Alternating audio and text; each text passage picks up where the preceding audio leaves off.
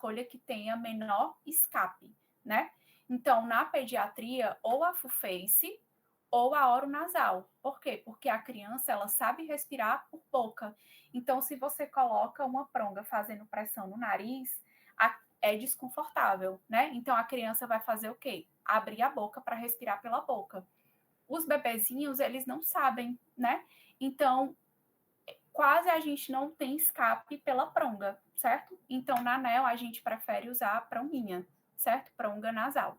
E nas criancinhas maiores, aí vai do conforto e da aceitação das crianças, né? Quanto menor o escape, ou seja, full face ou oronasal, melhor vai ser a ventilação.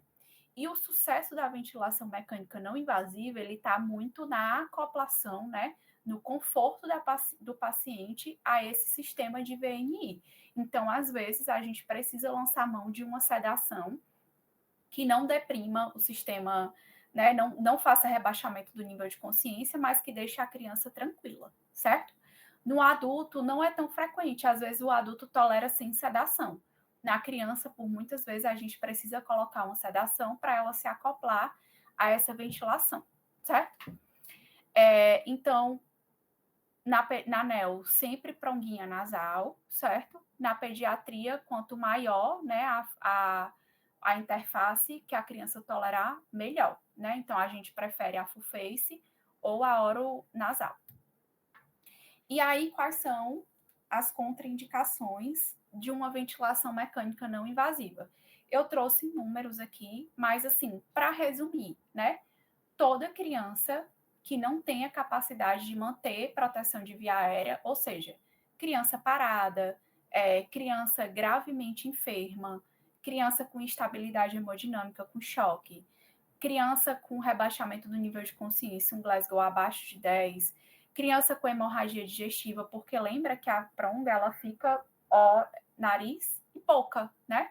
Então, a criança vai engolir ar, né? Ela vai fazer uma distensão abdominal. Então, toda criança que tiver vomitando não vai poder fazer. Uma criança com pneumotórax não drenado não vai poder fazer. Criança que não tem reflexo de tosse, que tem uma obstrução total de vias aéreas superiores, com deformidade de face, que não vai dar para a gente acoplar a máscara, não vai dar para a gente fazer, certo? Mais importante do que a gente saber as indicações é a gente saber quando a gente não vai indicar. Então, para todas essas crianças, a gente vai ter que lançar mão da ventilação invasiva. Tudo bem até aqui? E aí, basicamente, na ventilação mecânica não invasiva, a gente tem dois modos, que é o CPAP e o BIPAP, certo? O CPAP, ele funciona como uma pressão expiratória contínua nas vias aéreas. E aí a gente dá o nome de EPAP, né? Que é pressão contínua, pressão nas vias aéreas contínua. Esse EPAP é a mesma coisa que a PEP ou PIP, né? Cada canto chama de uma forma. Aqui a gente chama de PEP, mas eu acho que no Cariri, quando eu rodei aí, era PIP, né? PIP. Pois é, eu lembrei disso agora. E aí, a EPAP, ela funciona como a PIP do ventilador. Ela é uma pressão que você vai colocar lá.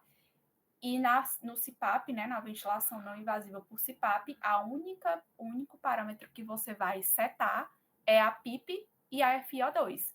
E aí, como é que funciona isso?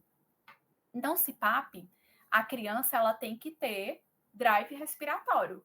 A gente vai, por exemplo, setar lá uma PIP de 5. Vamos dizer que eu botei aqui uma PIP de 5. Vai ficar aqui o tempo todo 5. E aí, a criança, normalmente, ela vai na inspiração, sobe um pouquinho para 5, quando expira, ela volta para o 5. Inspira, ela vai ficar nesse patamar aí dos 5 centímetros de mercúrio. Para que a gente usa, por exemplo, uma ventilação mecânica não invasiva com CPAP? Naquelas crianças, por exemplo, que a gente precisa aumentar a capacidade residual funcional. São crianças, por exemplo, recém-nascido que nasceram com taquipneia transitória do recém-nascido, ou aquelas crianças da ANEL que tem um edema alveolar mais importante, uma bronquiolite. E aí a gente deixa essa PEP para ela fazer abertura do alvéolo, expulsar, por exemplo, vamos dizer assim, o líquido alveolar, melhorar essa capacidade residual funcional e melhorar a troca gasosa. Então, ela serve basicamente para manter essa via aérea aberta.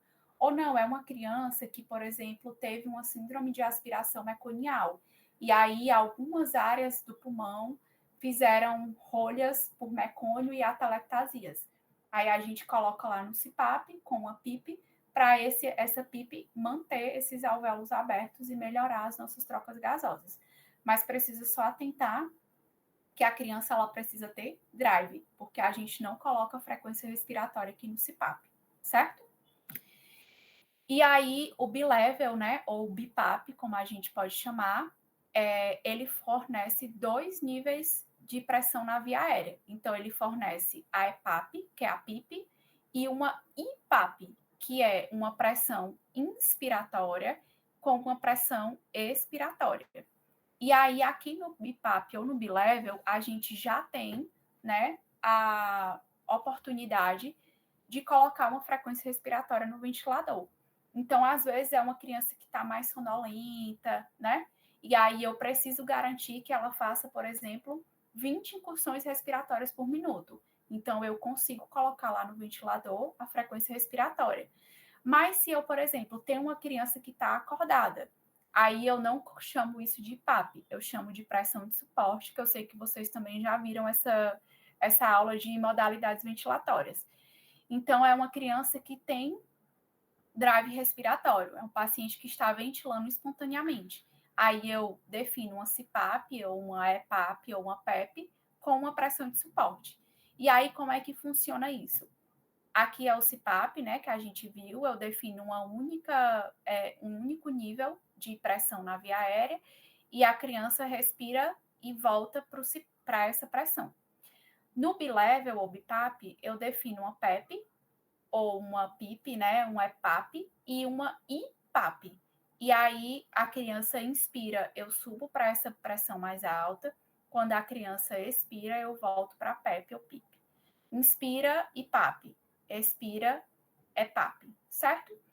E aí, se eu definir uma frequência respiratória, ele vai fazer a frequência que eu defino. Mas se eu colocar uma pressão de suporte, ele sobe para a IPAP na hora que o paciente inspirar normalmente, espontaneamente, ele volta para o EPAP quando ele expirar normalmente, certo? Ele aumenta a capacidade residual funcional e ele aumenta o volume corrente do paciente. Então, ele é bom, por exemplo, para as insuficiências respiratórias hipercápnicas, né? Porque ele faz o nível de pressão e ele faz você aumentar o seu volume corrente. E aí você troca ou lava mais CO2. E aqui, o bilevel, ele é um pouquinho mais desconfortável do que o CPAP. Então, a gente tem que vigiar a sincronia do paciente, porque às vezes, quando eu coloco uma frequência respiratória no ventilador, o paciente fica brigando, por exemplo, entrando.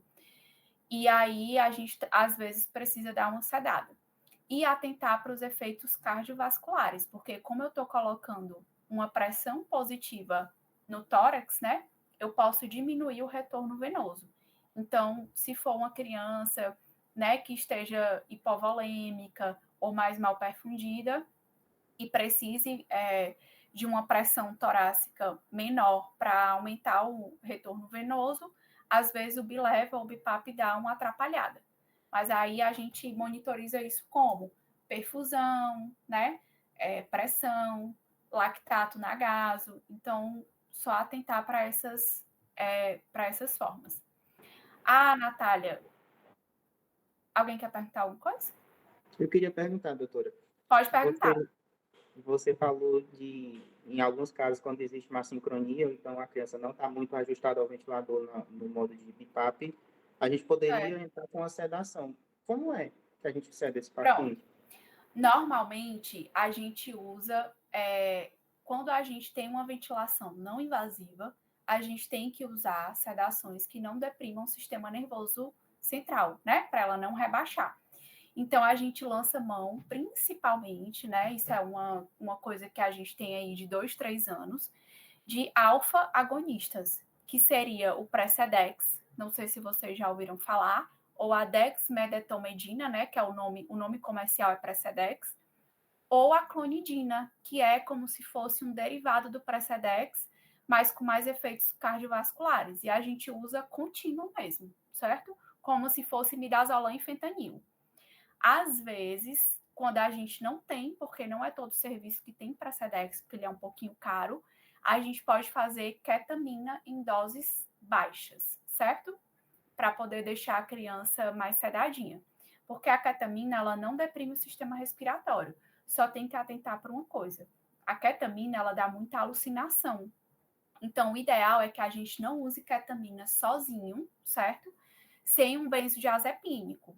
Mas, às vezes, quando a gente não tem Precedex, não tem clonidina, a gente precisa colocar a ketamina, certo? Entendi, doutora. Obrigado. Certo? Aí, assim, a gente conversou sobre tudo isso, mas o que eu quero saber, né, o principal e o importante para essa aula é como é que eu vou começar essa ventilação não invasiva. Cheguei, estou ali com a criança em insuficiência respiratória. Primeiro, eu preciso decidir se eu vou instalar o BiPAP ou o CPAP. O BiPAP é para aquelas crianças com mais desconforto, certo?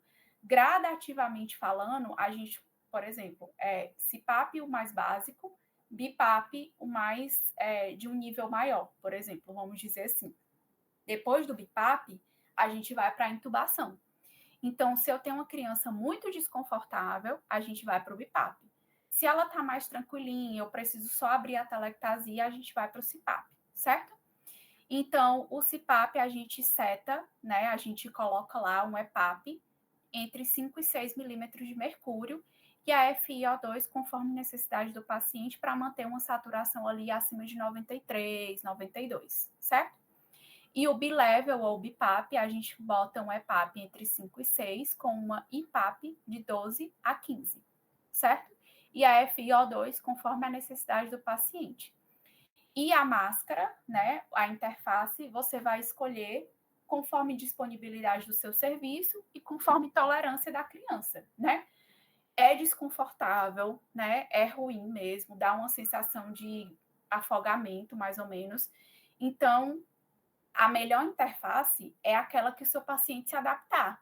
Às vezes, não é a ideal. Às vezes, a ideal é você fazer a full face, mas aí a criança tem uma claustrofobia tão importante que ela não tolera. Aí você pode colocar lá uma oro-nasal, deixa uma horinha, depois tenta a full face e vai tentando, certo?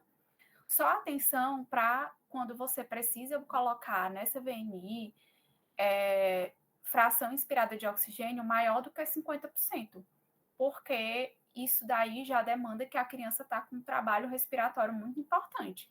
Então, isso acende um alerta para a gente de que talvez, né, talvez, a gente tenha que indicar uma ventilação mecânica invasiva em vez de uma VNI, certo?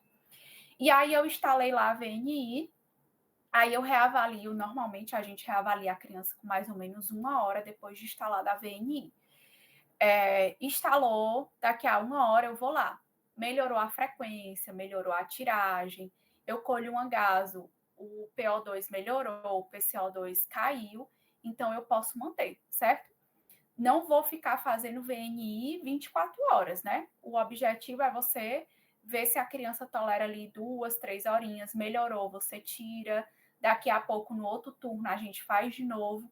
Normalmente, quando a gente faz VNI, a gente faz uma VNI intermitente. A gente faz um pouquinho no turno da manhã, um pouquinho no turno da tarde, um pouquinho no turno da noite. Se você tem uma criança que precisa ficar 4, 5 horas na VNI, essa criança não é mais de VNI, né? Essa criança é uma criança que precisa ir para ventilação invasiva, certo? E aí, como eu disse, né, a VNI, ela também não é um procedimento inerente, né? Ela tem alguns efeitos colaterais, pode fazer pneumotórax, assim como a intubação, pode fazer interação cardiopulmonar, porque ela faz uma pressão positiva no tórax, então vai diminuir o seu retorno venoso. A criança acaba fazendo um pouquinho de aerofagia, então faz distensão abdominal. E as nossas maiores dificuldades são essas duas aqui. A gente faz muita lesão por pressão, né, nos locais, então é importante pedir para a enfermagem sempre colocar, a gente coloca às vezes um um hidrocoloidezinho no local do nariz, ou onde a máscara vai ficar, a gente tenta colocar um hidrocoloide para proteger. E a principal de todas é a não acoplação dessa criança por agitação, certo? Mas, isso daqui são fotos minhas, dá para a gente fazer VNI com a criança, sim, certo? A gente só precisa saber indicar a melhor interface e, às vezes, lançar a mão de um sedativo. Essa daqui estava pintando e essa daqui, que para mim é a mais impressionante de todas, olhem só. Dançando, gente.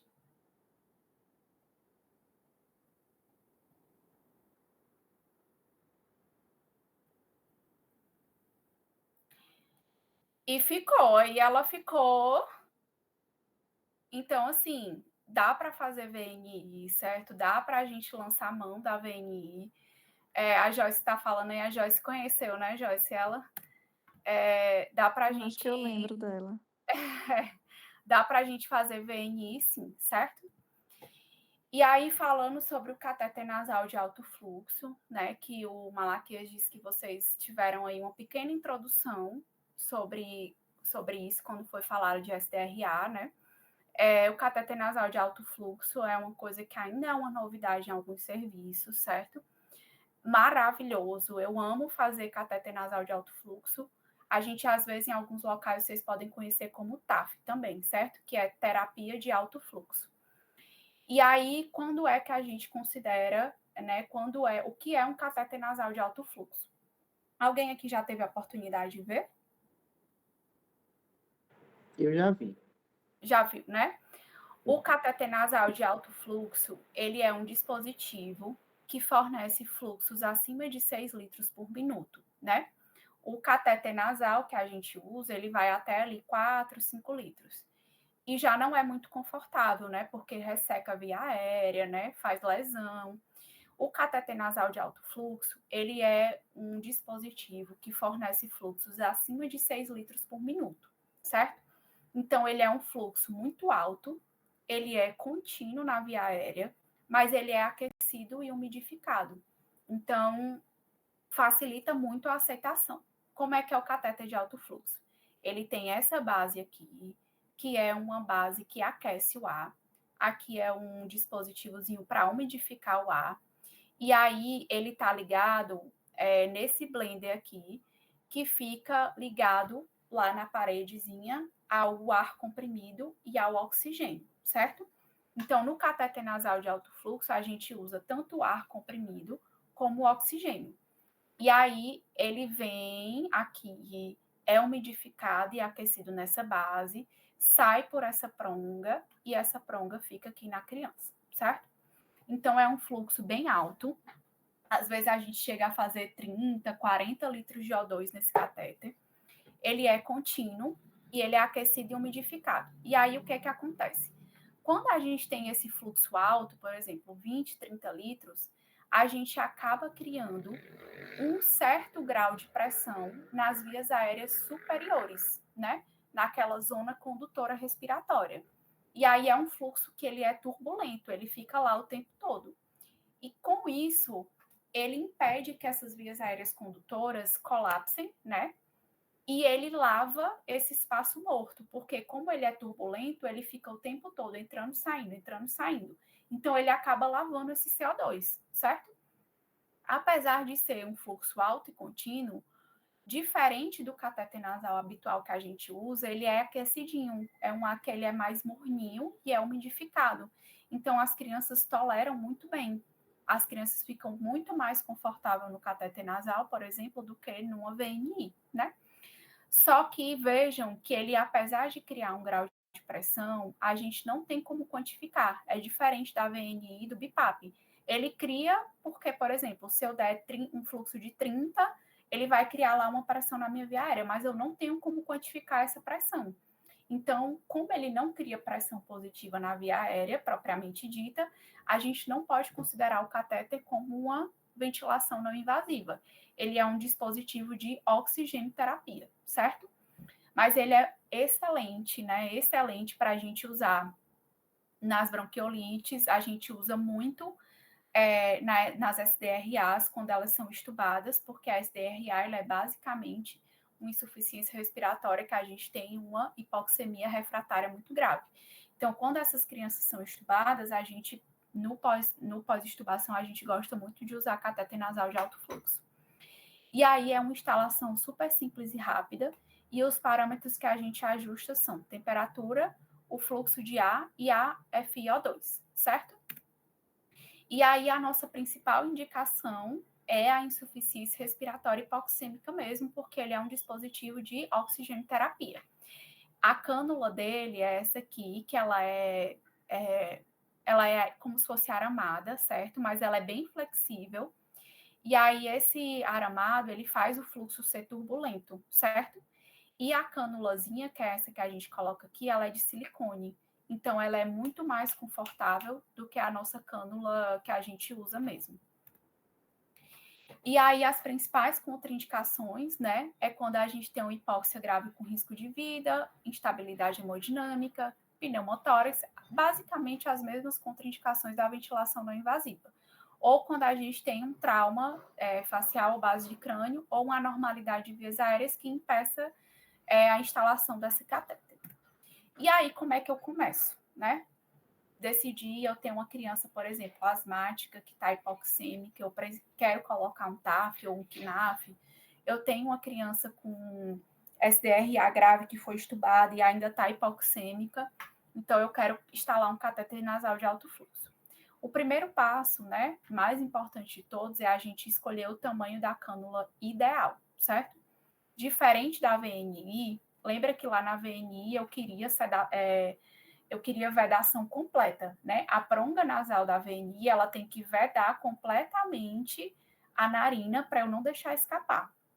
Na cânula nasal de alto fluxo, a gente tenta ocupar no máximo 50% da área transversal de cada narina. Isso daqui é o que a gente quer fazer na VNI, certo? Tenho que deixar essas áreas livres em volta, porque o fluxo ele tem que sair, né? Ele tem que lavar CO2. Se eu vedo completamente, como o cateter nasal de alto fluxo, diferente da VNI, ele não tem um ramo expiratório, né? Porque aqui é basicamente só oxigênio e ar, eu não vou lavar esse CO2. Então, eu tenho que deixar a narina em volta livre. E existem vários tamanhos de cânula, né? Existe o neonato, bebê, pediátrica, e isso vai de marca para marca. Então, você olha qual é a marca que tem. Normalmente, a gente mede pelo dedinho, né? A gente olha mais ou menos isso aqui da criança e mede mais ou menos a pronga, certo? Ou então, pegando a pronga mesmo e testando para ver qual é que vai se adequar melhor. Mas, normalmente, quem faz essa escolha é o pessoal da fisioterapia, certo? O segundo passo é a gente ajustar a temperatura dessa mistura gasosa. Lá no blenderzinho, aqui, né, ele tem um botãozinho que você ajusta a temperatura. E aí eu vou deixar essa temperatura 1 a 2 graus abaixo da temperatura corporal.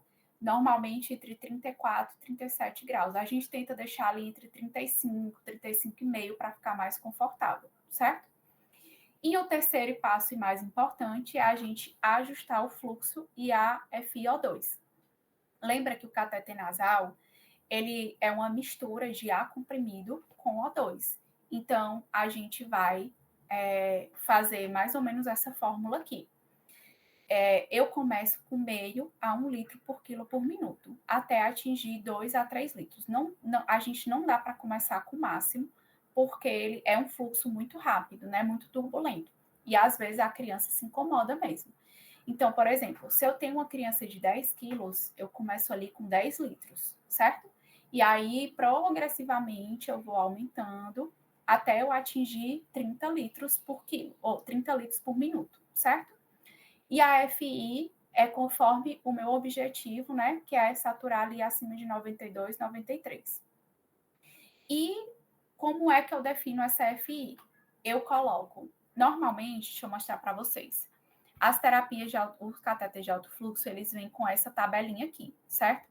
Ficou pequenininho, mas é assim, ó. Aqui ele dá o fluxo de O2, e aqui ele dá o fluxo de ar comprimido, e aqui o fluxo total, certo? Se eu tenho uma criança de 10 quilos, por exemplo, e eu quero colocar, eu vou começar a minha terapia com 10 litros. Então, o meu fluxo total vai ser 10. Aí eu venho para cá. Se eu quero deixar essa criança... Não, a minha criança, ela está muito hipoxêmica. Eu quero começar com 50% de FiO2, depois eu vou reduzindo. Aí eu tenho um fluxo total de 10 com FI de 50. Então, eu tenho que colocar mais ou menos 4 litros de O2 com 6 litros de ar comprimido. Certo? Deu para entender isso daqui? E aí existe, às vezes, não vem com essa formulazinha aqui, ó. Não vem. Não vem com essa tabela. E aí eu posso lançar a mão dessa fórmula, que é a mesma que eu coloquei ali do lado, por exemplo. Vamos lá, a minha criança, eu quero um FI de 50%. Então, 50, e ela tem 10 quilos, eu quero fazer uma soma de 10 litros, né? Então, 50, aqui embaixo eu somo 10, eu boto 10, e eu faço esse cálculo, certo? De quanto de A eu vou colocar e quanto de O2 eu vou colocar. E eu multiplico 21% sobre o A, vezes o A, mais 100% sobre O2, vezes O2 dividido pela soma do fluxo. Deu para entender? É confuso, mas eu acho que olhando a tabela e jogando aqui, vocês conseguem entender. O que é que eu preciso saber? Eu preciso saber que o meu O2 e o meu A comprimido somado, eles vão dar um AFI. E aí eu escolho o fluxo e calculo e faço a AFI, certo? Tranquilo até aqui? Pronto. Deu para entender terapia de alto fluxo? Eu sei que é uma coisa que a gente não tem, assim, eu pelo menos comecei a ter mais acesso lá no meu R2, no meu R1 a gente nem tinha terapia de alto fluxo ainda. Então, é uma coisa mais nova mesmo, mas ela é excelente, certo? E aí, no aperreio, né, não sei calcular, não lembro dessa fórmula, eu deixei essa tabelinha aqui para vocês, que ele resume a cânula que você vai escolher, o fluxo inicial e a faixa de fluxo ideal que você vai colocar. Eu tenho um bebê aqui de 1 ano, normalmente tem entre 4 e 10 quilos, aí eu escolho a cânula de bebê, o fluxo inicial vai ser entre 4 e 10, né, dependendo do peso do seu bebê, e a faixa de fluxo ideal entre 2 e 20, certo? Mas é super fácil de calcular com isso daqui. Lembra que começa de meio a 1, para facilitar, eu sempre começo 1 litro por quilo, e o meu objetivo é chegar até 2 ou 3, certo? E aí, isso daqui é um fluxogramazinho que tem no consenso no artigo da SBP, né, da Sociedade Brasileira de Pediatria. Isso aqui são as indicações que a gente já começou, ele tabela para ficar mais fácil, que até 10 quilos você começa com 2 litros por minuto por quilo, e acima de 10 você segue a tabela de fluxo baseada no peso, que seria essa daqui, e aí você instala, certo? De hora em hora, nas primeiras 6 horas do TAF, você tem que monitorizar frequência cardíaca, frequência respiratória, saturação e sinais de desconforto respiratório. Na primeira hora, eu reavaliei meu paciente, ele está respondendo bem, melhorou a frequência cardíaca, melhorou a frequência respiratória, a gaso melhorou, eu vou manter. E aí, quando ele for começando a passar daquela fase aguda da doença, né, a gente vai começando a desmamar o TAF. Primeiro, a gente desmama fluxo e, por último, FiO2. Por quê? Lembra que oxigênio eu posso dar numa Venturi, num cateter nasal. Então, a gente primeiro desmama fluxo. Quando ele está com fluxo abaixo de 50% do ideal e um FI, aliás, abaixo de 50% do que você iniciou e um FI abaixo de 40%, você pode tentar transicionar esse catéter para um catéter de baixo fluxo ou uma Venturi, por exemplo. Mas se não responde, depois de 1 hora instalado, eu reavaliei meu paciente. Ele foi aumentar a frequência. Ele piorou do padrão respiratório. Ele está precisando aumentar a FI.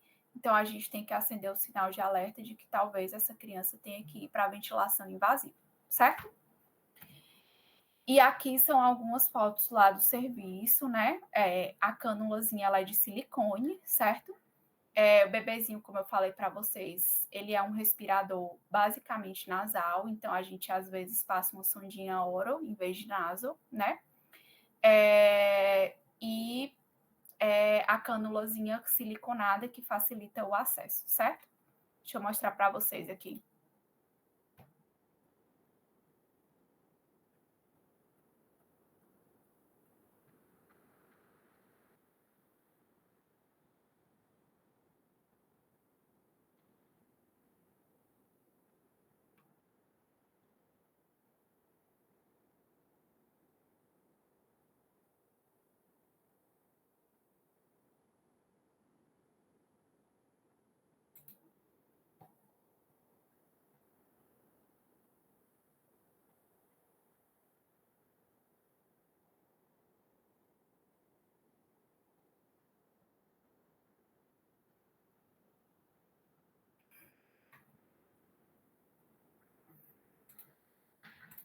Essa criança aqui, particularmente, né, para vocês entenderem, foi uma pardis muito grave, ela ficou pronada há muito tempo, usou bloqueio neuromuscular há muito tempo, né?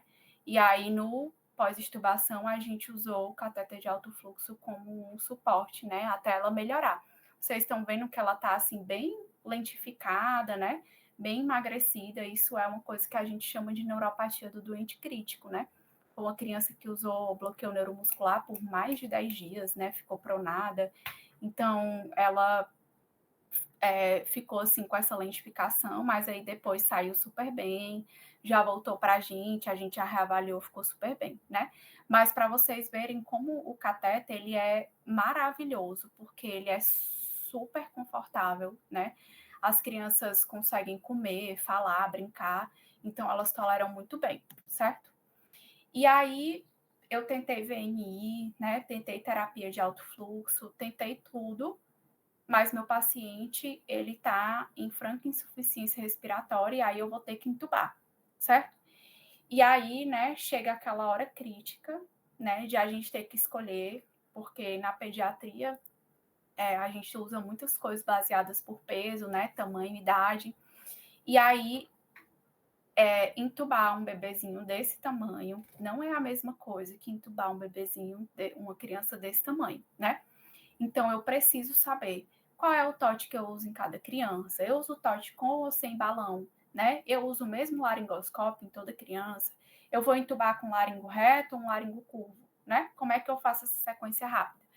Então, eu vou trazer de forma bem sucinta aqui, só para a gente concluir essa parte da aula, essa parte de sequência rápida, né, e escolha dos dispositivos de intubação, porque isso faz muita diferença na hora que a gente vai ventilar. Por exemplo, se eu intubo essa criança aqui com tubo 3 e eu intubo essa criança aqui com tubo 3, a ventilação dessa criança grande vai ser completamente comprometida, né?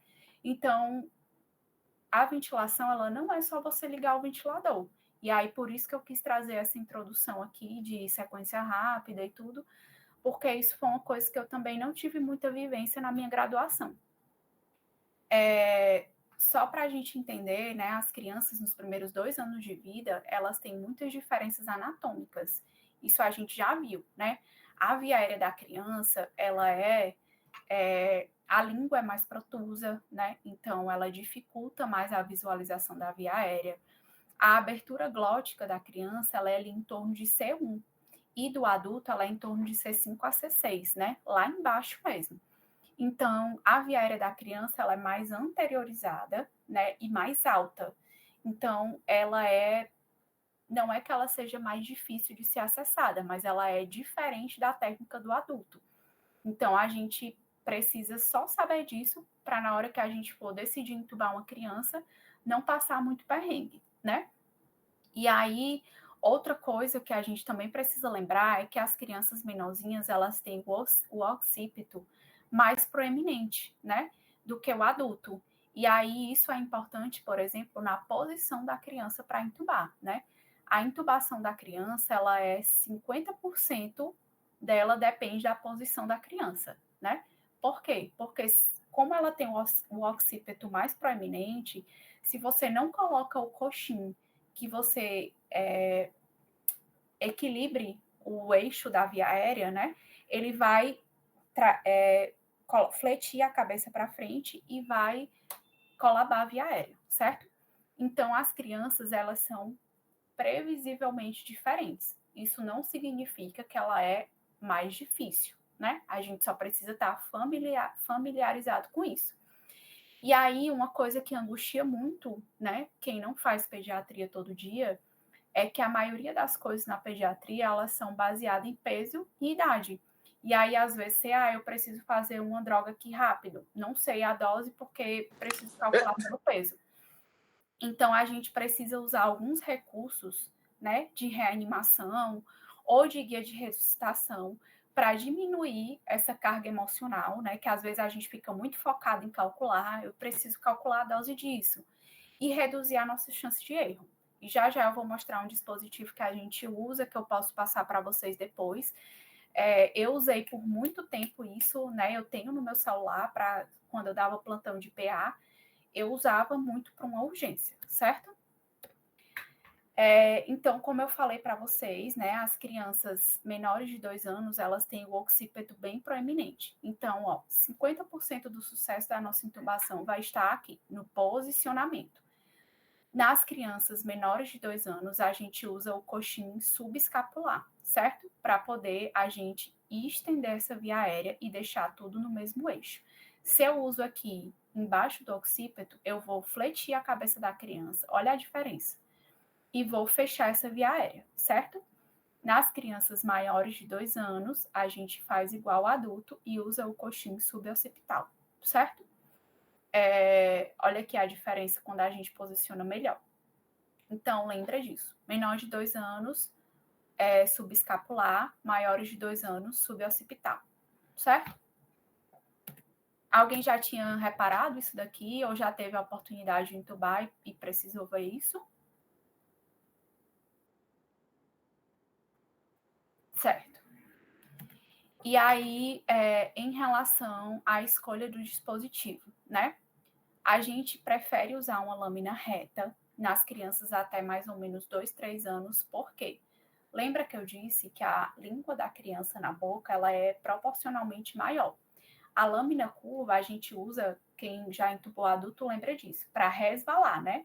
A gente entra ali pela esquerda e lá lateraliza a língua, certo? Na criança, não adianta a gente fazer isso. Então, a gente entra com a lâmina reta pelo meio para poder empurrar a língua mesmo para baixo, certo? E aí, até mais ou menos 2, 3 anos, né, que é essa desproporção da boca com a língua ela é maior, a gente prefere uma lâmina reta. Ali entre 3 e 8 anos vai dar preferência de cada um. Eu normalmente prefiro usar também a lâmina reta. E acima de 8 anos, a gente normalmente intuba usa a curva, porque aí funciona igual adulto, né? A gente resvala a língua para o lado, certo? E aí, aqui é um tamanhozinho de lâmina por idade, certo? Mas isso aqui vocês não precisam decorar. O que é que eu normalmente faço? Eu pego a lâmina e meço do cantinho da boca até o tragus aqui do ouvido, certo? Isso é mais ou menos o tamanho da lâmina que você vai precisar usar para entubar o seu paciente. Tudo bem? Alguma dúvida até aqui? E aí, em relação à escolha do tubo, certo? A gente usa, certo? Assim, a primeira diferença em relação ao anel, certo? Dentro da anel, nasceu na maternidade, normalmente as crianças são entubadas com tubo sem cuff, né? Sem balonete. A partir do momento que essa criança tem alta da maternidade, para a gente, pediatria, a gente considera e usa todo mundo, né? Para poder padronizar e facilitar o nosso atendimento. Todo mundo igual uma criança sem ser da faixa etária neonatal. Então, por exemplo, quando essa criança recebe alta da maternidade, se ela chega parada no pronto-socorro, a gente vai reanimar igual uma reanimação pediátrica, não mais igual uma reanimação neonatal. Para quem já teve a oportunidade, sabe que o esquema de massagem da ANEL é diferente da PED. Então, a gente usa, saiu da maternidade, teve alta, para a gente é todo mundo pediatria, certo? Então, saiu da maternidade, chegou para você com insuficiência respiratória, pode entubar com tubo com CAF sem problema nenhum, certo? Inclusive, é até melhor para ventilar, porque a gente diminui o escape. Acima de 2 anos, a gente usa essa formulazinha aqui. Idade em anos dividido por 4 mais 3,5 para um tubo com CAF, ou idade sobre 4 mais 4 para um tubo sem CAF. Por exemplo, minha criança tem 4 anos, então eu vou usar um 4,5 com CAF, certo? Ou um 5 sem CAF, certo? E aí, normalmente, quando a gente vai pedir para preparar as coisas para intubação, a gente sempre deixa um tamanho maior e um tamanho menor, certo?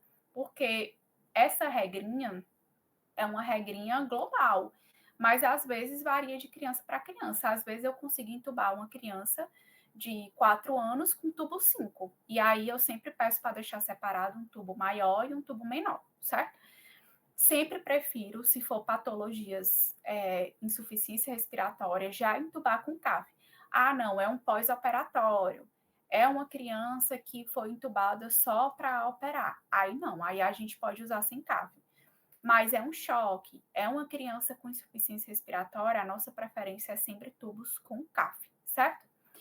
E aí, acima de 2 anos, a gente usa essa formulazinha aqui, e abaixo de 2 anos, eu deixei aqui uma tabelinha para vocês pescarem, caso vocês um dia precisem, certo? Tubos sem CAF, tubos com CAF. Beleza? Tudo bem até aqui? E aí, aonde é que eu fixo esse tubo, né? Onde é que eu vou, até onde eu introduzo, né? Na neonatologia, a gente usa o peso mais 6. Eu tenho uma criança que pesa 3 quilos, então eu vou deixar no 9, a marca no 9 no lábio superior, certo? Para todas as outras idades, a gente usa 3 vezes o tamanho do tubo. Se o meu tubo é um 4, eu vou fixar no 12, no lábio superior.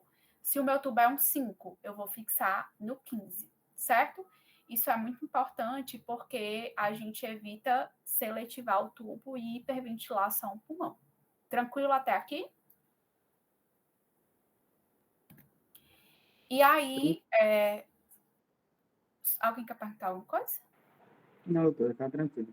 Pronto. Pode. E aí, só para a gente concluir, eu trouxe os passozinhos da sequência rápida de intubação, mas eu não vou me deter porque é um mundo, né? Assim, para não deixar a aula muito extensa, mas a gente usa uma mnemônica de os 7 P's da sequência rápida de intubação. Primeiro de tudo é a gente se preparar, né? Checar monitor, a gente usa o mnemônico MOVA-se. Monitor, oxigênio, né? Ver se o O2 está lá ligado, né? Ver se o monitor está conectado. Veia, né? Estabelecer sempre uma veia nesse paciente, porque o momento de intubação, ele é um momento que a gente pode ter algumas intercorrências graves, né? E a gente precisa ter uma via para poder reanimar, enfim, fazer droga caso a gente precise. Aspiração, né? Deixar lá sempre sondinha e o aspirador ligado, certo? Suporte, né? E aí aqui no suporte entra um bulge, caso eu preveja que seja uma via aérea mais difícil. O suporte pode, né? E deve ser, não é para a gente ter vergonha de chamar um colega mais experiente, caso a gente não tenha tanta experiência, né? E EPIs, né? Máscara, gorro, sempre se proteger. Lembrar daquela mnemônica do sample, né? Que é sinais e sintomas, alergias, medicamentos, passados médicos, líquidos e eventos que levaram ao evento da insuficiência respiratória. Para que a gente possa organizar nosso pensamento, nosso raciocínio clínico, né? Se for uma criança, por exemplo, é uma criança que está desidratada, né? Uma criança que nos sinais e sintomas ela tem diarreia e desidratação. Lembra que no momento que a gente vai sedar, entubar essa criança, a gente perde o principal, né, mecanismo compensatório que ela tem, que é a taquipneia. Lembra que a criança não consegue aumentar a entrega de O2 com a frequência cardíaca. Então, às vezes, quando eu cedo essa criança, ela descompensa. Por quê? Porque principal mecanismo compensatório que ela tinha era a taquipneia. Então, às vezes, na nossa preparação, entra, por exemplo, uma expansão volêmica, certo? Pré-oxigenar, e aí a escolha do ambu, né, da bolsa válvula máscara é o ideal para a gente prevenir pneumotórax. Então, a gente usa em recém-nascidos pré-termos ou recém-nascidos de termo a menorzinha, que vai até 250 ml. Nos lactentes e crianças maiores, a gente usa a intermediária, que vai ali entre 400 e 500 ml. E no adulto, ou crianças maiores e adolescentes, a gente usa a bolsa do adulto, que é de 1000 ml, certo? Lembrar que quando a gente vai ambusar, né, a gente tem que apertar e permitir o retorno, certo? E não adianta ficar apertando, apertando, apertando se a gente não permitir o retorno do tórax, certo? A gente tem que permitir essa expiração, tá bom? Então, a escolha do ambu é primordial para a gente evitar esse pneumotórax. O terceiro P é o de pré-tratamento, né? Que aqui entram duas medicações importantes, atropina e lidocaína, né? A lidocaína a gente usa quando a gente quer prevenir reflexo de tosse, por exemplo, uma criança que tem hipertensão intracraniana grave, é uma criança que teve um sangramento, um AVC hemorrágico, e eu vou entubar porque ela rebaixou. Então, a lidocaína, ela previne o reflexo de tosse e diminui a hipertensão intracraniana, certo? Então, é importante a gente fazer. E a atropina, né, a gente normalmente, antigamente, ele era preconizado para toda criança menor de 2 anos. Por quê? Porque você fazia atropina e prevenia a bradicardia, né? Hoje ela já não é mais preconizada, mas a gente ainda utiliza. E aqui eu queria chamar a atenção, né, porque o adulto, ele usa muito bloqueio na intubação, a succinilcolina, né? E a succinilcolina, ela promove uma bradicardia severa na criança. Então, toda criança que for ser bloqueada com succinilcolina, né, guardem essa informação, a gente precisa e a gente deve atropinizar, certo? Para evitar uma parada, tá bom? E aqui, né, paralisia com indução. Pelo amor de Deus, isso aqui eu só estou citando, né, bem rápido, mas assim, daria uma outra aula, né, de sequência rápida, de analgesia, de sedação, mas sempre, né, sempre que a gente for fazer bloqueio, por favor, né, vamos analgesiar e sedar essa criança, porque bloquear sem a gente analgesiar e sem sedar é uma tortura, né? Então, a sequência que a gente faz é analgesia, depois a gente seda e depois a gente bloqueia, certo? Não precisa ter medo de bloquear essa criança, se você consegue ventilar ela com ambu, certo? Não precisa ter medo, porque às vezes as pessoas têm medo de bloquear, mas e se eu não conseguir entubar? Se você conseguir ventilar com ambu, não precisa ter medo, né? Porque você garante ventilação. Então, assim, às vezes você não está conseguindo. Se eu falei lá que 50% da nossa intubação era posicionamento, os outros 50% estão nesse tópico aqui, ó. Não adianta a gente tentar entubar uma criança que não esteja bem sedada, certo? Porque ela vai tossir, ela vai mexer cabeça e isso vai atrapalhar ainda mais a sua sedação. Então, a gente primeiro faz uma droga analgésica, que aqui entra fentanil, ketamina, certo? Depois a gente usa uma droga sedativa, que aí pode ser midazolam ou propofol. E por último, um bloqueio neuromuscular, que aí pode ser a succinilcolina, o rocurônio ou o cisatracúrio. Caso a gente use o cisatracúrio, só lembra que ele tem um tempo de ação mais prolongado. Então, a gente tem que esperar um pouquinho mais para ele paralisar. E caso a gente use a succinilcolina, lembrar de sempre atropinizar os pacientes, certo? O quarto P seria o de proteção de vias aéreas, então a gente sempre tenta passar uma sonda gástrica, né, para descomprimir, evitar regurgitação, vômito. Posicionamento, né, como a gente já tinha conversado, e a intubação, e o pós-intubação, que é a gente checar se esse tubo está posicionado adequadamente, certo? Esse daqui é o dispositivo que eu tinha falado para vocês, né? Deixa eu ver se eu consigo. Peraí. Tá dando para ver aí? Tá, né? Tá sim, doutora. Ó, isso daqui é o que a gente chama de folha de parada, certo? Todo leito nosso que a gente vai admitir, a gente coloca uma folha de parada dessa na cabeceira, certo?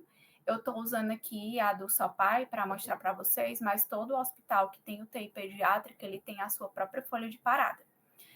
E aí, por exemplo, vou receber um paciente aqui chamado João. Aí eu troco aqui para João.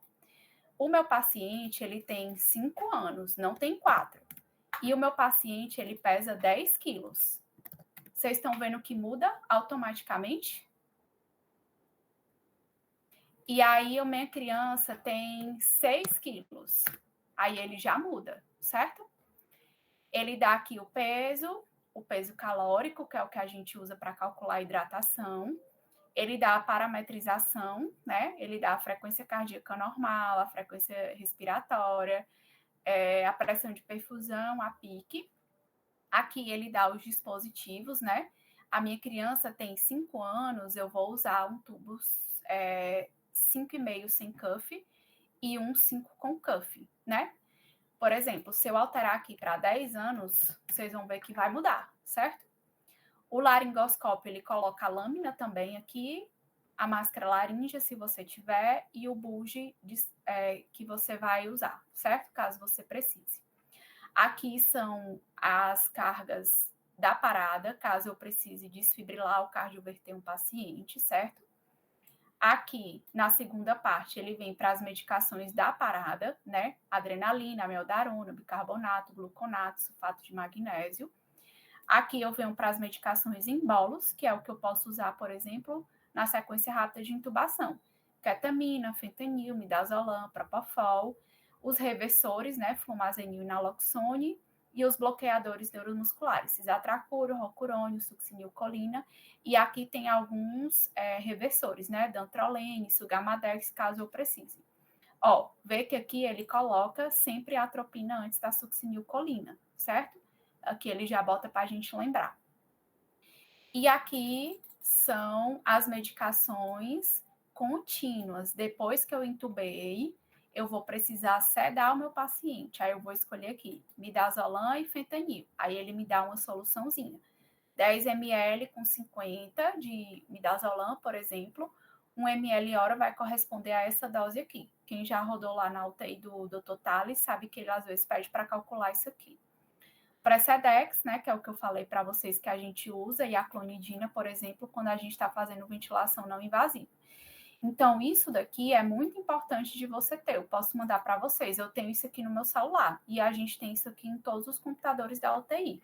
Sempre que a gente vai admitir um paciente, a gente bota lá o peso e ele altera e eu tiro de mim essa carga, né, essa responsabilidade de ter que ficar fazendo conta, por exemplo, na hora da parada, na hora de uma urgência. Isso daqui facilita, por exemplo, também para os técnicos, né? Às vezes, enquanto você está lá reanimando, o técnico pega essa folha e já prepara as medicações, porque ele já sabe o que ele precisa diluir, certo? Então, isso aqui é muito legal para a gente usar na hora da parada, certo? E aí, um outro dispositivo que vocês podem ter é essa fita de Brosley ou Pediatape, que ela é uma fita que ela é fracionada em cores, e aí você, na hora que a criança chega, você mede da cabeça até o pé, e aí bem aqui, quando termina, ele dá a faixa, por exemplo, de drogas que você vai usar, certo? Eu não gosto muito, porque eu acho que você perde tempo. Eu prefiro a folhinha de parada. Mas, às vezes, você não sabe o peso do paciente, né? Então, às vezes, chegou uma criança, você não conseguiu pesar, e aí você usa essa fitinha na hora da urgência, certo? Tudo bem até aqui? Esse daqui é um resuminho, também é uma outra forma de você usar, né, das medicações da sequência rápida de intubação. Mas tudo que tem aqui tem naquela folha de parada, certo? Aqui ele só faz um resuminho a mais, mas que eu também posso mandar para vocês. E ele dá uma formulazinha para calcular a dose, certo?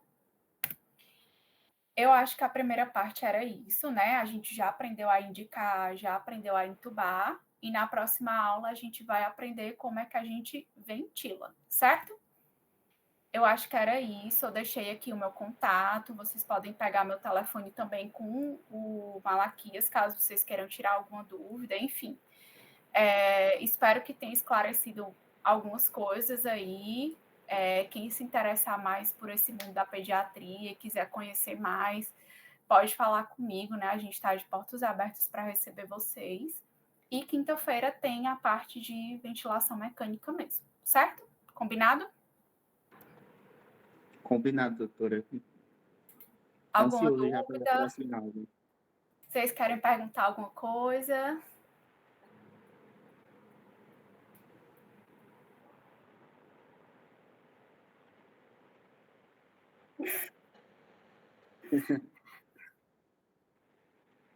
Mando sim. E posso mandar a folha de parada também para vocês terem, que é Sim, bom a por gente favor, sempre ter. mãe. Certo? Mando sim, eu vou Ei, mandar para o doutora. Malaquias. Sim, eu queria agradecer de novo, né? Quando eu convidei, eu já sabia, foi uma excelente indicação de Dr. Tales, Doutor mas Thales. foi ele que indicou. E queria agradecer por ter aceitado tão rápido. Acho que foi a primeira pessoa que eu convidei para o curso e foi a primeira pessoa que, assim, que realmente aceitou e que deu ideia de fazer 2 aulas e que trouxe de uma maneira tão organizada. Eu queria agradecer muito, viu? Foi muito, muito, muito produtiva. E ansioso aqui pela próxima aula de quinta-feira da gente falar de ventilação, viu? Obrigada, gente. Obrigada. Eu vou mandar a aula assim que acabar aqui. Eu já mando para o Malaquias. E aí, qualquer dúvida que vocês quiserem, se quiserem me perguntar no privado, enfim, podem ficar à vontade, tá?